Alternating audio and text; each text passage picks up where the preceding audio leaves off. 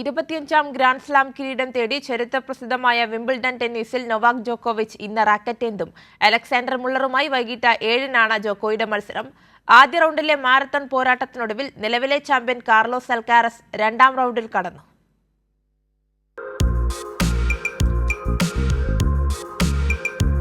പ്രായമേറും തോറും ഒരു മനുഷ്യനും അയാളുടെ റാക്കറ്റും ടെന്നീസ് കോർട്ടിൽ വിസ്മയമാവുകയാണ്.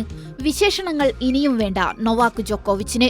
ഫ്രഞ്ച് ഓപ്പണിലെ സെമി ഫൈനൽ വരെ നീണ്ട പോരാട്ടത്തിനു ശേഷം ജോക്കോ റാക്കറ്റെന്തുന്നത് വിംബിൾഡണിലെ പുൽക്കോട്ടിലാണ്. കഴിഞ്ഞ 3 തവണയും തുടർച്ചയായി ഫൈനലിലെത്തി. കഴിഞ്ഞ തവണ ഇളമുറക്കാരനായ അൽക്കാരസിനോട് ഫൈനലിൽ പൊരുതു വീണു. അതിനു തൊട്ടുമുമ്പ് 2 തവണയും പുൽക്കോട്ടിലെ രാജാവ് ജോക്കോ ആയിരുന്നു.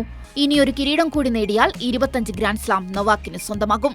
നിലവിലെ ചാമ്പ്യൻ കാർലോസ് അൽക്കാരസിന് തുടക്കം അത്ര എളുപ്പമായിരുന്നില്ല. ഫാബിയോ ഫോഗ്നിയുമായി ആദ്യ റൗണ്ടിലെ 5 സെറ്റ് നീണ്ട മാരത്തോൺ പോരാട്ടത്തിനൊടുവിലാണ് സ്പാനിഷ് സൂപ്പർ താരത്തിന്റെ ജയം. 4.5 മണിക്കൂറിലേറെ മത്സരം നീണ്ടു. ആദ്യ 4 സെറ്റ് കഴിഞ്ഞപ്പോൾ തുല്യനില. 5ാം സെറ്റിലാണ് അൽക്കാരസിന്റെ സമ്പൂർണ്ണ ആധിപത്യം കണ്ടത്. ടെന്നീസിലെ ഗ്ലാമർ ലോകമായ വിംബിൾഡണിലെ പുൽക്കോട്ടിൽ പോരാട്ടം കനക്കുകയാണ്. ഇനി 2 ആഴ്ച പുൽക്കോട്ടിലെ ആവേശ കാഴ്ചകൾ. Sports desk, Kairali news.